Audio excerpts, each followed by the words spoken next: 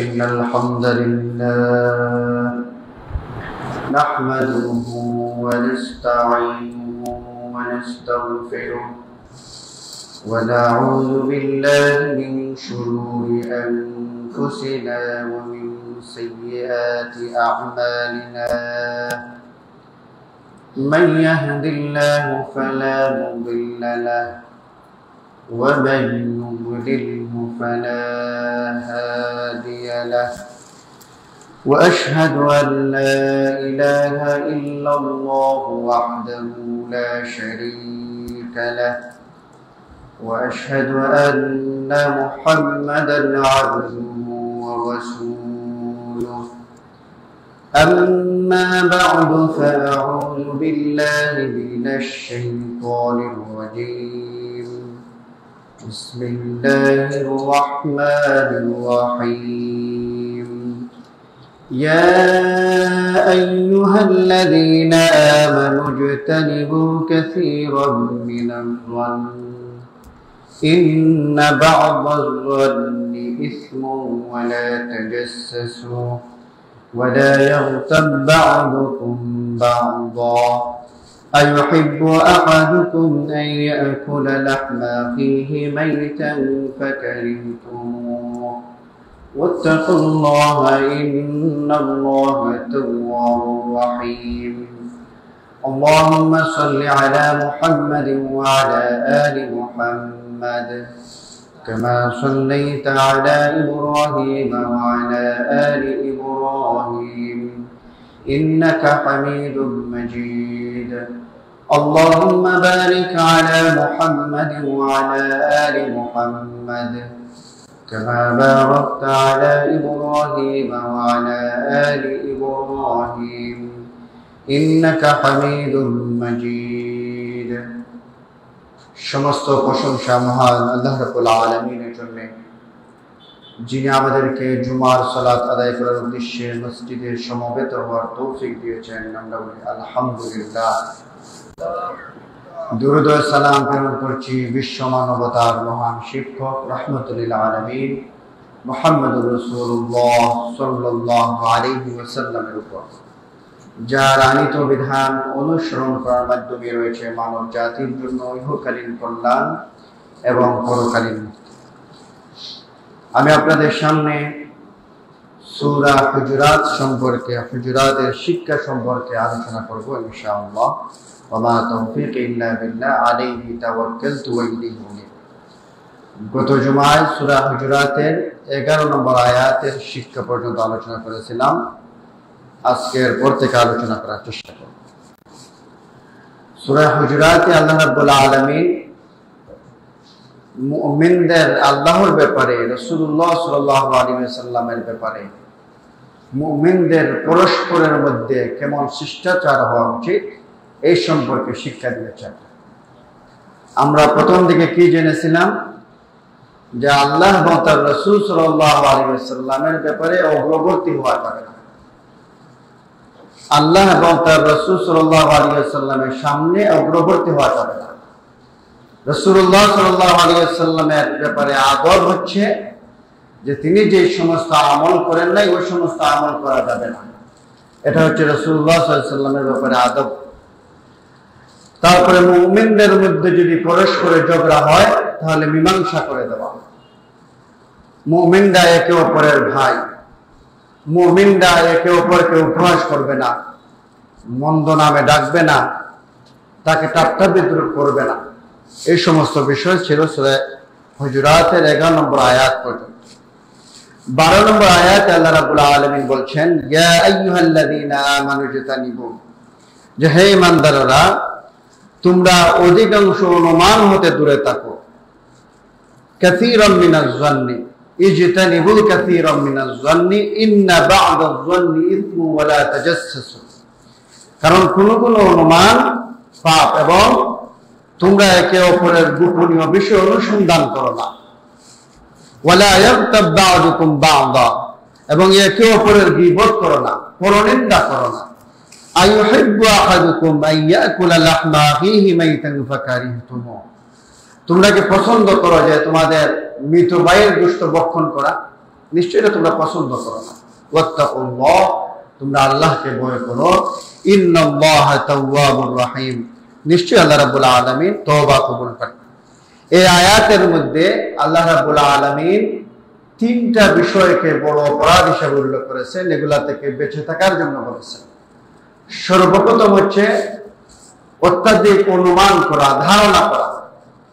সর্বপ্রথম ধারণা থেকেই এই অপরাধের সূচনা হয়।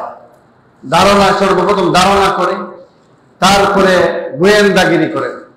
সর্বপ্রথম একজন মানুষ সম্পর্কে তার খারাপ ধারণা সৃষ্টি হয়, খারাপ ধারণার পরে তার ব্যাপারে গোয়েন্দাগিরি করা শুরু হয়। তারপরে যদি অপরাধ প্রমাণিত হয়ে যায়, তারপরে তার ব্যাপারে গীবত চর্চা শুরু হয়ে যায়। তো সর্বপ্রথমে আল্লাহ রাব্বুল আলামিন বলছেন যে তোমরা ধারণা থেকে বেঁচে থাকো, অনুমান করা থেকে বেঁচে থাকো। মুমিনদের উচিত হচ্ছে আরেকজন মুমিনের ব্যাপারে সুধারণা পোষণ করা, এটা ওয়াজিব। মুমিনের ব্যাপারে আরেকজন মুমিনের কর্তব্য হলো সুধারণা পোষণ করা। এই যে সুধারণা সর্বপ্রথম থাকবে আল্লাহ রাব্বুল আলামিনের ব্যাপারে। عن أبي هريرة رضي الله تعالى عنه قال قال النبي صلى الله عليه وسلم يقول الله تعالى রাসূলুল্লাহ সাল্লাল্লাহু আলাইহি রাদিয়াল্লাহু তাআলা আনহু থেকে বর্ণিত, রাসূলুল্লাহ সাল্লাল্লাহু আলাইহি সাল্লাম বলছেন যে আল্লাহ রাব্বুল আলামিন নিজে বলছেন, আনা ইনদা যন্নি আবদি, যে আমি আমার বান্দার ধারণা অনুযায়ী তার সাথে ব্যবহার করে থাকি। ওয়া আনা মাআহু ইযা যাকারানি, সে যখন আমাকে স্মরণ করে আমি তার সাথে থাকি। তাহলে সর্বপ্রথম মুমিনের কর্তব্য হলো আল্লাহ রাব্বুল আলামিনের ব্যাপারে সুধারণা পোষণ করা। বান্দা আল্লাহ রাব্বুল আলামিনের ব্যাপারে যেমন ধারণা করে, তার সাথে আল্লাহ রাব্বুল আলামিন ঠিক তেমন ব্যবহারই করে। আনা ইনদা যন্নি আবদি, আমি আমার বান্দার ধারণা অনুযায়ী তার সাথে ব্যবহার করি। এই জন্য মুমিন আল্লাহ রাব্বুল আলামিনের ব্যাপারে সুধারণা পোষণ করে। আল্লাহ রাব্বুল আলামিন ক্ষমা করেন, তিনি শুনেন, তিনি দেখেন, তিনি তওবা কবুল করেন, তিনি রিজিক দেন। এই সমস্ত বিষয়ে সে সুধারণা পোষণ করে। সে যখন দোয়া করবে যে আল্লাহ রাব্বুল আলামিন দোয়া কবুল করবেন, এভাবে সুধারণা পোষণ করবে। সে যখন তাওবা করবে, সে সুধারণা পোষণ করবে আল্লাহ রাব্বুল আলামিন নিশ্চয়ই আমাকে ক্ষমা করবেন। এরকম সুধারণা যে পোষণ করে, আল্লাহ রাব্বুল আলামিন তার ব্যাপারে তার সাথে এমন ব্যবহারই করে। এই জন্য রাসূলুল্লাহ সাল্লাল্লাহু আলাইহি ওয়াসাল্লাম বলেছেন, লা ইয়ামুতান্না আহাদুকুম, যে কোনো ব্যক্তি যাতে মৃত্যুবরণ না করে, ওয়া হুয়া ইহসিনু যন্না বিল্লাহি আযজা ওয়া জাল্লা, আল্লাহ রাব্বুল আলামিনের ব্যাপারে, আল্লাহ আযজা ওয়া জাল্লার ব্যাপারে সুন্দর ধারণা ব্যতীত তোমাদের কেউ যাতে মৃত্যুবরণ না করে আল্লাহ রাব্বুল আলামিনের ব্যাপারে সুধারণা ব্যতীত। এই জন্য অনেকে দোয়া করে, সে মনে করে যে দোয়াটা কবুল হইল কিনা, আল্লাহ শুনতেছেন কিনা, এইভাবে তার আশঙ্কা থাকে। আমি ডাইরেক্ট আল্লাহকে ডাকতেছি, আল্লাহ ডাইরেক্ট আমার কথা শুনতেছে। এই জন্য দেখবেন বেশি অংশ মানুষ আল্লাহ রাব্বুল আলামিনের ব্যাপারে সুধারণার অভাব থাকার কারণে, যেখানে আল্লাহ রাব্বুল আলামিন বলছেন যে তুমি আমার ডাকো, আমি তোমার ডাকে সাড়া দিব, প্রতি রাতেই রাতের শেষ ভাগে আল্লাহ রাব্বুল আলামিন মানুষকে সম্বোধন করেন, কার কি সমস্যা আছে আমাকে ডাকো, আমি ডাকে সাড়া দিব। তোমার গুনাহ থাকলে তুমি আমাকে তওবা করো, আমার তোমার গুনাহ ক্ষমা করে দিব। অথচ আমাদের সুধারণার অভাব থাকার কারণে আমরা শেষ সাথে জাগ্রত হই না, আল্লাহর কাছে তওবা করি না, ইস্তেগফার করি না। আমাদের যে কোনো সমস্যা হলেই আমরা চলে যাই কোনো হুজুরের কাছে। আমাদের আল্লাহর ব্যাপারে সুধারণার অভাব থাকার কারণে আমরা মনে করি যে আল্লাহ যেখানে নিজে বলছেন যে আমি কথা শুনতেছি, আমি তোমার ডাকে সাড়া দেই, যেখানে আল্লাহ নিজে বলছেন আমি তোমার ডাকে সাড়া দিই, সেখানে তার সুধারণার অভাব থাকার কারণে সে মনে করতেছে যে আমি তো গুনাহগার মানুষ, আমার কথা কি আল্লাহ শুনবেন? সেই জন্য হুজুরের কাছে যায়, মনে করে হুজুরের ডাকলে হুজুরে যদি একটু দোয়া করেন তাহলে আমার কথা বেশি শুনবেন। এটা আল্লাহ রাব্বুল আলামিনের ব্যাপারে সুধারণার অভাব থাকার কারণে সে মধ্যস্থতা তৈরি করে। এই জন্য সুধারণা থাকলে সে যে কোনো বিপদ মুসিবতে আল্লাহ রাব্বুল আলামিনের শরণাপন্ন হবে।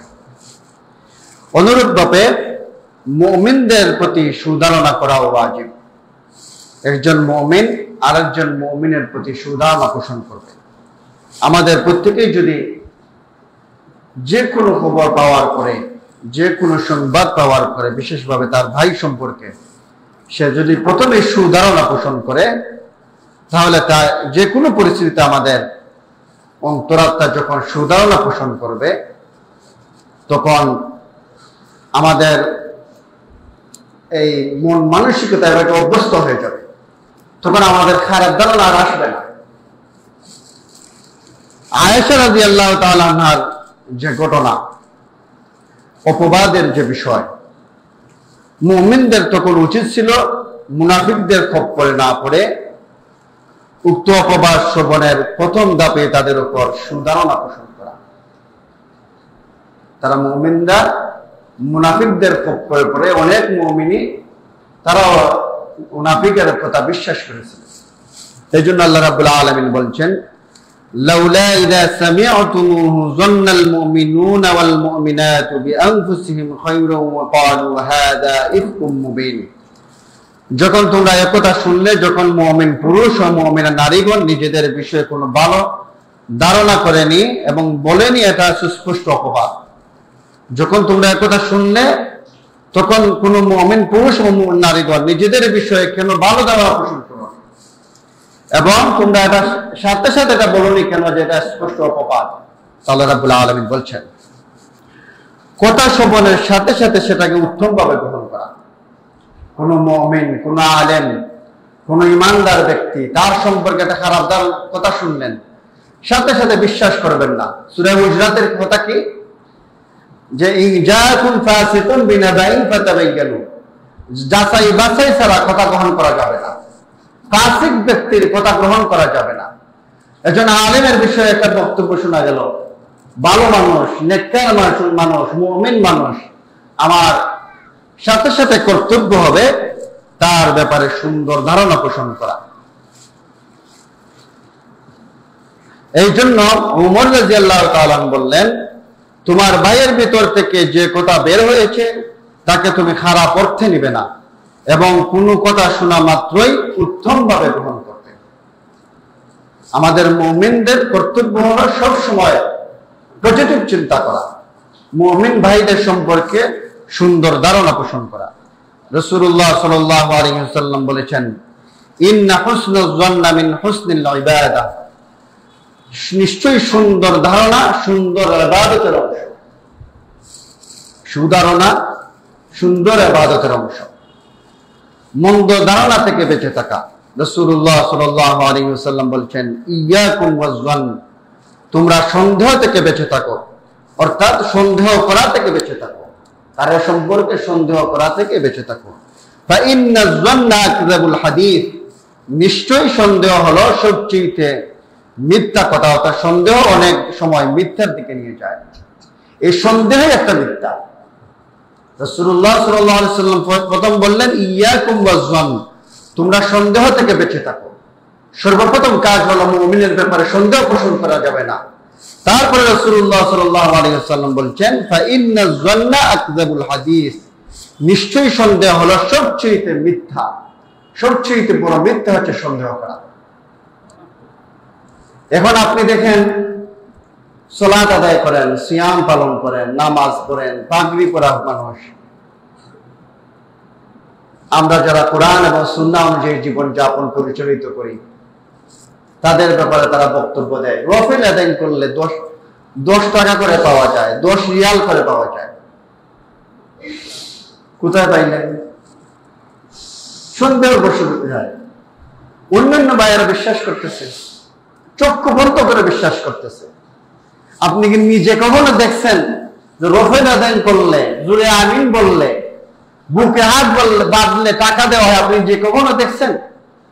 অথচ কোরআন এবং হাদিসের দ্বারক বাহক হিসাবে পরিচিত এরা দেদারসে মানুষের সামনে, লক্ষ লক্ষ মানুষের সামনে বক্তব্য দেয় যে নফল আদায় করলে 10 রিয়াল, 100 রিয়াল, 50 রিয়াল, হাজার হাজার টাকা দেওয়া হয়, 300 টাকা দেওয়া হয়, 200 টাকা দেওয়া হয়।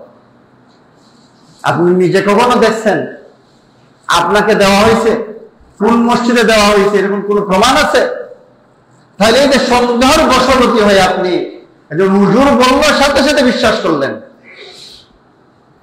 যে কোনো একজন ব্যক্তি সংবাদ দিল সাথে সাথে বলে ফেললেন। অথচ ইসলামের শিষ্টাচার কি?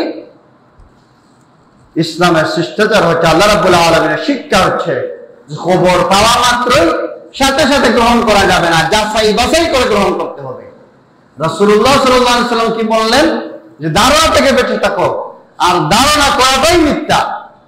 তাহলে আপনি ধারণা করে বলে ফেললেন যে এই যে সম্প্রদায় যারা মূলত কোরআন এবং সহিহ সুন্নাহ অনুযায়ী জীবন যাপন পরিচালিত করে, মূলত তাদের কালচার হচ্ছে কোরআন এবং সুন্নাহর বাহিরে, রাসূলুল্লাহ সাল্লাল্লাহু আলাইহি ওয়াসাল্লামের জীবন আদর্শের বাহিরে সাহাবায়ে কেরাম যেভাবে কোরআনকে বুঝেছিলেন, রাসূলুল্লাহ সাল্লাল্লাহু আলাইহি ওয়াসাল্লামের হাদিসকে বুঝেছিলেন, এর বুঝের বাহিরে একটা আমলও যারা করে না, যারা একটা কাজও যারা কোরআন এবং সুন্নাহর বাহিরে করে না, তাদের ব্যাপারে অসংখ্য অপবাদ সমাজে প্রচলিত হয়ে আছে।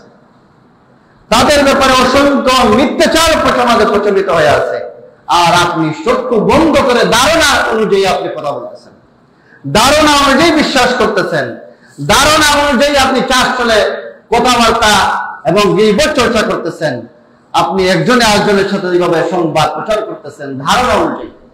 অথচ আপনার কাছে আজ পর্যন্ত কোনো প্রমাণ নেই যে এরা রফেল আদান করে টাকা দেয়, এরা জুড়ে আমিন বললে টাকা দেয়, বুকে হাত বাঁধলে টাকা দেয়, এরকম কোনো প্রমাণ নেই। এই মিথ্যাচারের কারণ কি? এই মিথ্যাচারের কারণ হচ্ছে যারা কোরআন এবং সহিহ হাদিস অনুযায়ী বক্তব্য দেন, যে সমস্ত আলেমরা কোরআন এবং হাদিস অনুযায়ী মানুষের সামনে কথা বলেন, এই সমস্ত মানুষের কথা যখন মানুষ শুনবে তখন তারা হেদায়েত হয়ে যাবে। তখন তারা এই সমস্ত যত ধরনের জাহিলিয়াত আছে, পীরবাদের জাহিলিয়াত, তন্ত্র মন্ত্র, এই যে সুফিবাদের জাহিলিয়াত, বেদাতের জাহিলিয়াত, শিরকের জাহিলিয়াত, এই সমস্ত তন্ত্র মন্ত্র বাদ দিয়ে এরা কোরআন সুন্নাহর দিকে চলে যাবে, তাদের মুরিদ চলে যাবে, তাদের অনুসারী চলে যাবে। এই জন্যই তারা এই গ্রুপের বিরুদ্ধে তারা মিথ্যাচার করে, এই জন্যই তাদের বিরুদ্ধে অপবাদ দেয়, যার কোনো বাস্তবসম্মত কোনো ভিত্তিই নাই। তারা বলে যে এরা তো ইহুদির দালাল। ইহুদির দালাল আজ পর্যন্ত কেউ প্রমাণ দিতে পারছে? বড় বড় আলিমদেরকে বলতেছে উনি তো ইহুদির টাকা খাইছে, ইহুদির টাকা খাইছে। আপনি দেখছেন?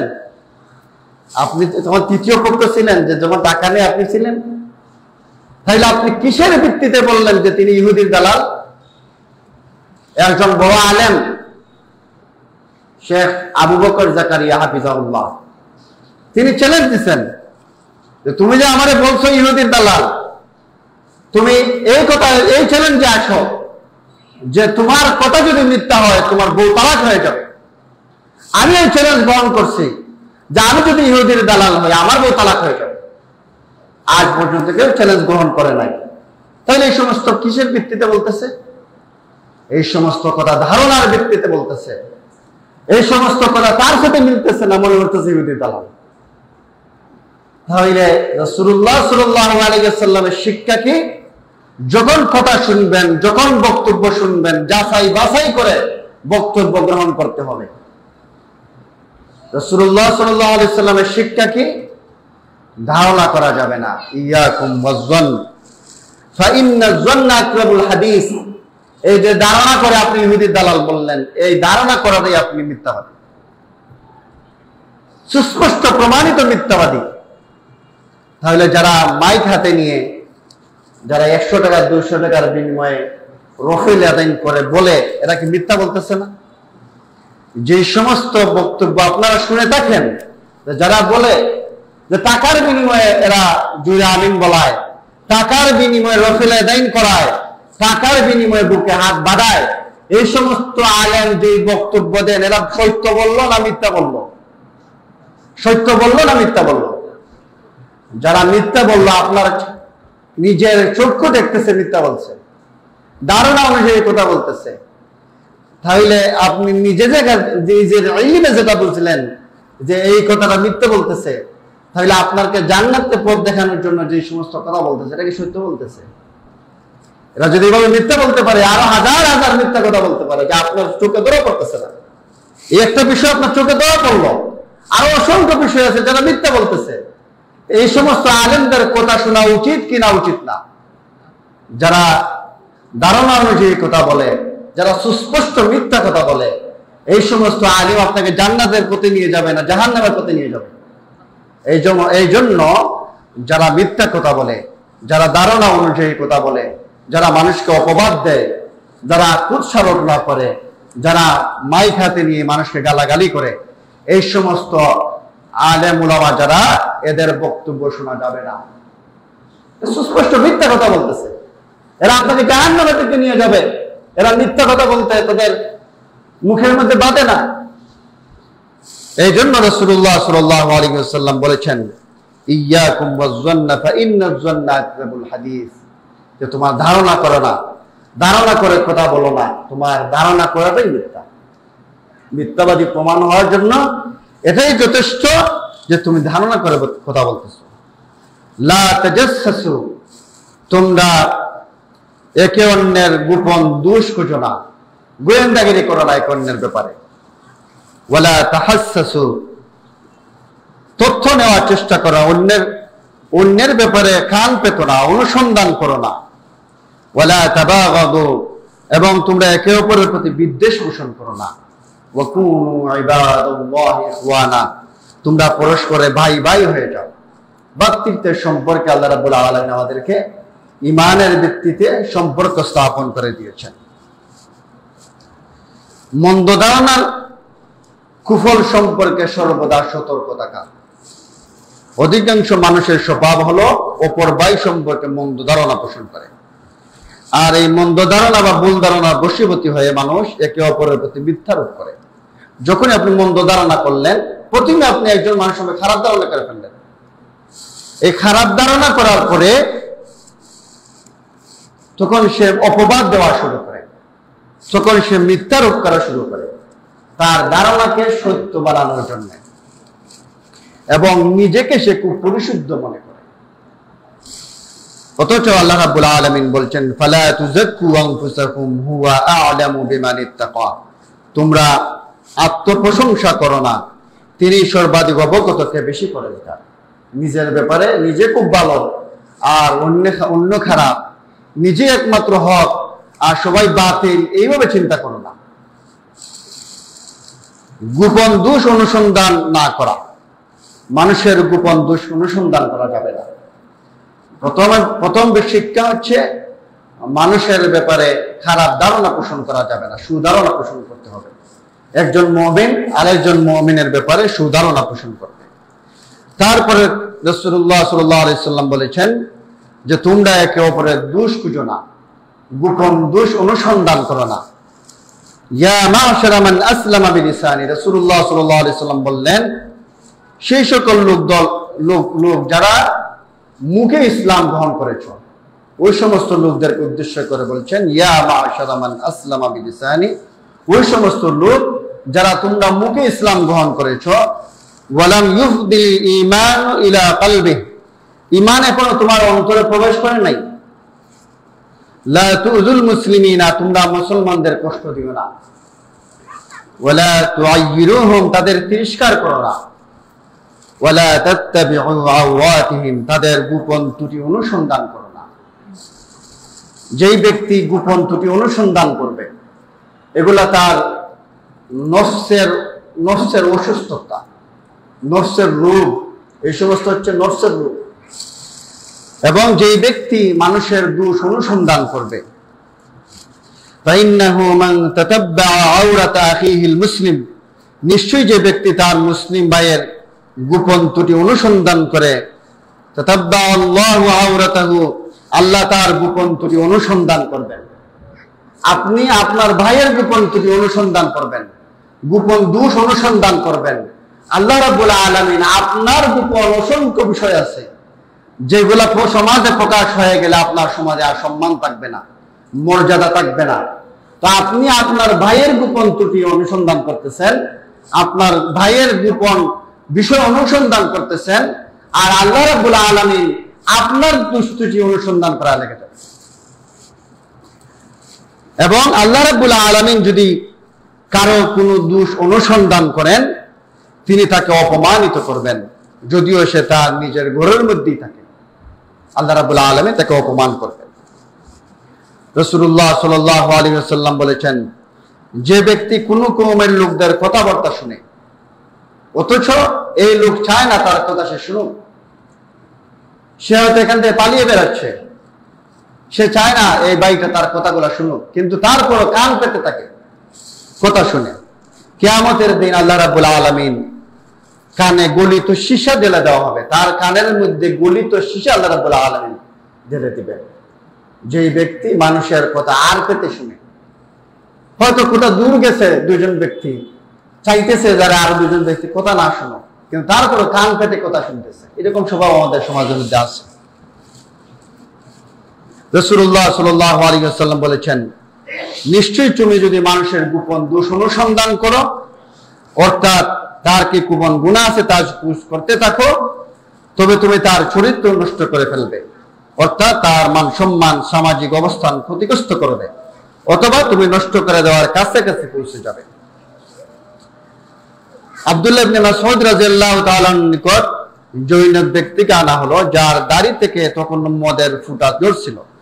অতঃপর তিনি বললেন, আমাদের গোয়েন্দাগিরি বা কারোর দোষ অনুসন্ধান করতে নিষেধ করা হয়েছে,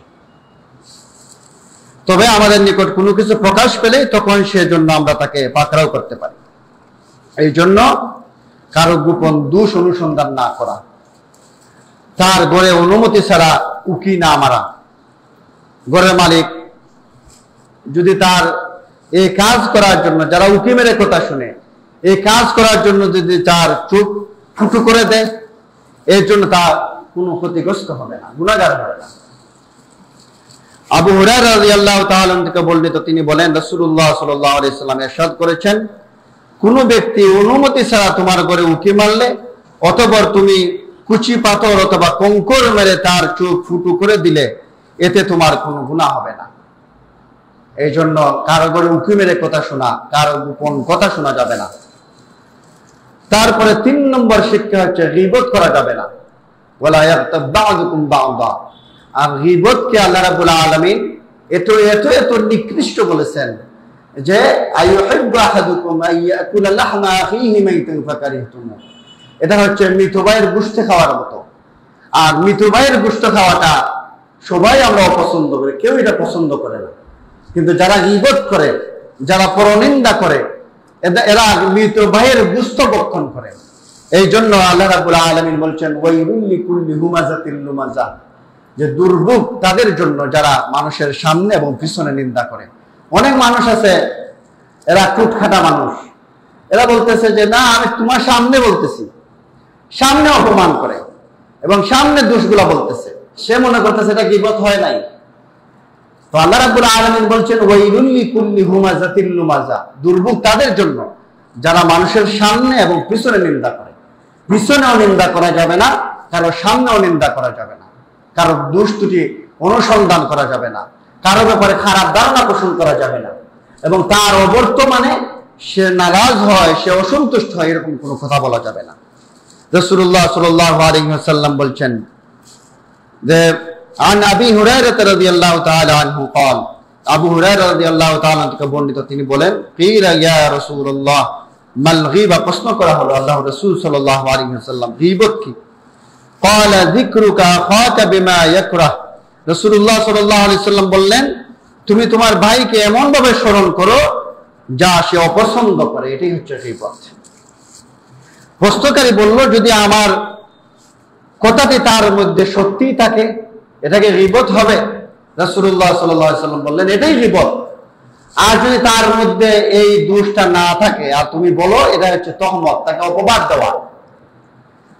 আয়েশা রাদিয়াল্লাহু তাআলা আনহা সাফিয়া রাদিয়াল্লাহু তাআলা আনহার ব্যাপারে বলেছিলেন, শুধুমাত্র তিনি খাটো বেটে। এই কথাটা রাসূলুল্লাহ সাল্লাল্লাহু আলাইহি ওয়াসাল্লাম সহ্য করেন নাই। তিনি বলছিলেন যে, তোমার এই কথাকে যদি সমুদ্রে ফেলা হয় তাহলে সমুদ্রের পানি কালো হয়ে যাবে। তাহলে আমরা আমাদের আড্ডাখানায়, আমাদের বৈঠকে, আমাদের যে কোনো মজলিসে অন্য ভাইয়ের গীবত চর্চা ছাড়া আমাদের মজলিস জমে উঠে না। সাধারণ একটা বিষয় অন্য মানুষের গীবত চর্চা করার বিষয়টা। এই জন্য জিহ্বা দ্বারা এগুলো অপরাধ হয়, জিহ্বাকে হেফাজত করা। রাসূলুল্লাহ সাল্লাল্লাহু আলাইহি সাল্লাম বলেছেন, মাইয়াদমাল্লি মা বাইনা লাহইহি ওয়া মা বাইনা রিজলাইহি আদবাল্লাহুল জান্নাহ। তোমরা যদি দুইটা অঙ্গের নিরাপত্তা দিতে পারো, আমি তোমাদের জন্য জান্নাতের জিম্মাদার। এই দুইটা অঙ্গ হচ্ছে, একটা হচ্ছে জিহ্বা, একটা হচ্ছে লজ্জাস্থান। এই যে মানুষকে তহমত দেওয়া, অপবাদ দেওয়া, উপহাস করা, ঠাট্টা বিদ্রুপ করা, মানুষের সাথে হিংসাত্মক কথা বলা, মানুষকে গালি দেওয়া, মানুষের পরনিন্দা করা, চুগলখড়ি করা, এই যত ধরনের অপরাধ আছে সমস্ত অপরাধ তার জিহ্বা দ্বারা সংঘটিত হয়। জিহ্বা যদি আপনি হেফাজত করতে পারেন, তাহলে রাসূলুল্লাহ সাল্লাল্লাহু আলাইহি সাল্লাম বলছেন, আমি তোমার জন্য জান্নাতের জিম্মাদার।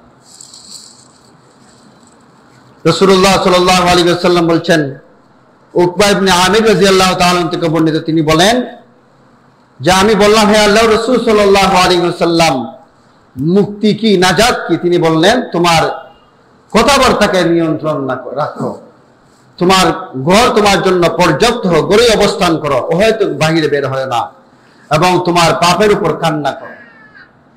এটাই হচ্ছে নাজাতের পথ। জিহ্বাকে হেফাজত করো, এটাই নাজাতের পথ। ঘরে অবস্থান করো, অযথা আড্ডাবাদ্দি করো না, নিজের অপরাধের জন্য কান্নাকাটি করো, এটাই নাজাতের পথ।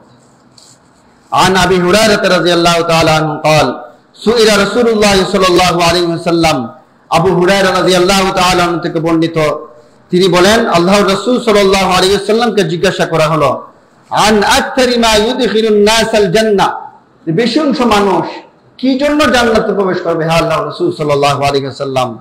রাসূলুল্লাহ সাল্লাল্লাহু আলাইহি ওয়াসাল্লাম বললেন, ফাকালা তাকওয়াল্লাহি ওয়া হুসনুল খুলুক, বেশি অংশ মানুষ জান্নাতে প্রবেশ করবে আল্লাহর ভয়, তাকওয়া এবং সুন্দর চরিত্রের কারণে। সুন্দর চরিত্র কি? যিনি সুন্দর চরিত্রের অধিকারী তিনি গীবত করবেন না। সুন্দর চরিত্রের অধিকারী কারো ব্যাপারে মন্দ ধারণা পোষণ করবে না। সুন্দর চরিত্রের অধিকারী কারো ব্যাপারে তিরস্কার করবে না, মন্দ নামে ডাকবে না, অযথা আড্ডাবাজি করবে না। সে তার জিহ্বাকে হেফাজত করবে, তার আখলাকটা সুন্দর হবে, মানুষের সাথে সুন্দর ভাষায় কথা বলবে। যার ভিতরে তাকওয়া আছে সে গীবত করবে না, যার ভিতরে তাকওয়া আছে সে পরনিন্দা করবে না, মানুষকে কষ্ট দিয়ে কথা বলবে না। যার মধ্যে এই দুইটা গুণ বেশি থাকবে, এই দুই ধরনের লোকেরা বেশি জান্নাতে প্রবেশ করবে। ওয়াসুইলা আন আকতারি মা ইউদখিলুন নাসান নার, বেশি অংশ মানুষ কি জন্য জাহান্নামে প্রবেশ করবে হে আল্লাহর রাসূল সাল্লাল্লাহু আলাইহি সাল্লাম? তিনি বললেন, ফাকাল আল ফাম ওয়াল ফরাজ, বেশি অংশ মানুষ জাহান্নামে প্রবেশ করবে তার মুখের কারণে, তার জিহ্বার কারণে। বেশি অংশ মানুষ জাহান্নামে প্রবেশ করবে তার লজ্জাস্থানের কারণে। এই জন্যে আমাদের জিহ্বাকে হেফাজত করা উচিত, আমাদের লজ্জাস্থানের হেফাজত করা উচিত। আমরা কি বলি চিন্তা করে কথা বলা উচিত, ধারণা থেকে বেঁচে থাকা উচিত, মন্দ ধারণা থেকে বেঁচে থাকা উচিত, মুমিনদের ব্যাপারে সুধারণা পোষণ করা উচিত। আমার মুখে যা আসছে তাই বলে দিলাম, আপনার মুখের ভাষার কারণে আপনি জান্নাতে চলে যাবেন, আবার আপনার মুখের ভাষার কারণে আপনি জাহান্নামে চলে যাবেন। মুখ দিয়ে যদি রাসূল সাল্লাল্লাহু আলাইহি ওয়াসাল্লামের কোনো হাদিস নিয়ে কটূক্তি করেন, জাহান্নামে চলে যাবেন, আপনার ঈমান চলে যাবে। রাসূলুল্লাহ সাল্লাল্লাহু আলাইহি ওয়াসাল্লামের কোনো আদর্শকে নিয়ে যদি ব্যঙ্গাত্মক কথা বলেন, আপনার ঈমান চলে যাবে। তাইলে মুখ ব্যবহার করতে গিয়ে আপনি সাবধানতা অবলম্বন করতে হবে। আপনি মুখে যা আসছে তাই বলতে পারবেন না।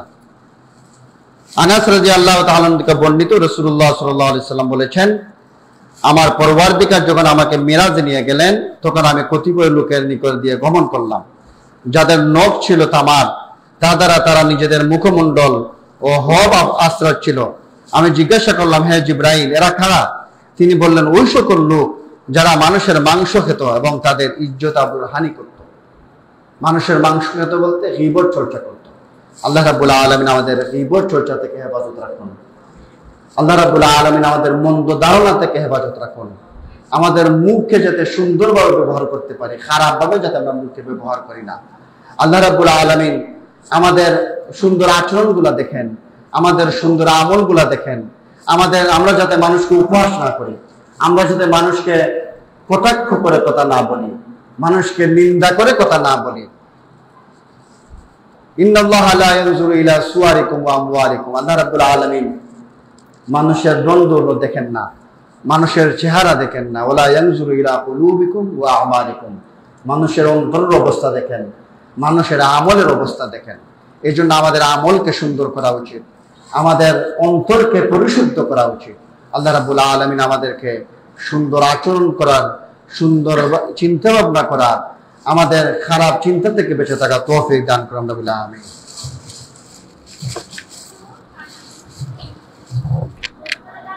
আলহামদুলিল্লাহ ওয়াসসালাতু ওয়াসসালামু আলা রাসূলিল্লাহ। أما بعد فإن خير الحديث كتاب الله وخير الهدي هدي محمد صلى الله عليه وسلم وشر الأمور محدثاتها وكل محدثات بدعة وكل بدعة ضلالة وكل ضلالة في النار. قال الله تعالى إن الله وملائكته يصلون على النبي يا أيها الذين آمنوا صلوا عليه وسلموا تسليما. اللهم صل على محمد وعلى آل محمد كما صليت على إبراهيم وعلى آل إبراهيم إنك حميد مجيد. اللهم بارك على محمد وعلى آل محمد كما باركت على إبراهيم وعلى آل إبراهيم إنك حميد مجيد. আল্লাহ রাব্বুল আলামিন আমাদের জীবনের সমস্ত গুনাহ খাতা মাফ করে দেন, আমাদের প্রকাশ্য গুনাহ মাফ করে দেন, আমাদের গোপন গুনাহ মাফ করে দেন, আমাদের ছোট গুনাহ মাফ করে দেন, আমাদের বড় গুনাহ মাফ করে দেন। আমাদেরকে কোরআন এবং সুন্নাহ অনুযায়ী জীবন যাপন পরিচালিত করার তৌফিক দান করেন। সূরা হুজুরাতের যে শিক্ষাগুলো আলোচনা করলাম, এই শিক্ষা অনুযায়ী আমাদের জীবনকে গঠন করার তৌফিক দান করেন। আমাদেরকে রাসূলুল্লাহ সাল্লাল্লাহু আলাইহি ওয়াসাল্লামকে একনিষ্ঠভাবে অনুসরণ করার তৌফিক দান করেন। বেদাত থেকে বেঁচে থাকার তৌফিক দান করেন। আমাদের হিংসা থেকে বেঁচে থাকার তৌফিক দান করেন। আমাদের নিন্দা করা থেকে বেঁচে থাকার তৌফিক দান করেন। আল্লাহ রাব্বুল আলামিন আমাদের ধারণা করে কথা বলা থেকে বিরত থাকার তৌফিক দান করেন। গীবত চর্চা থেকে বেঁচে থাকার তৌফিক দান করেন। আমাদেরকে আল্লাহ রাব্বুল আলামিন শিরক থেকে বেঁচে থাকার তৌফিক দান করেন।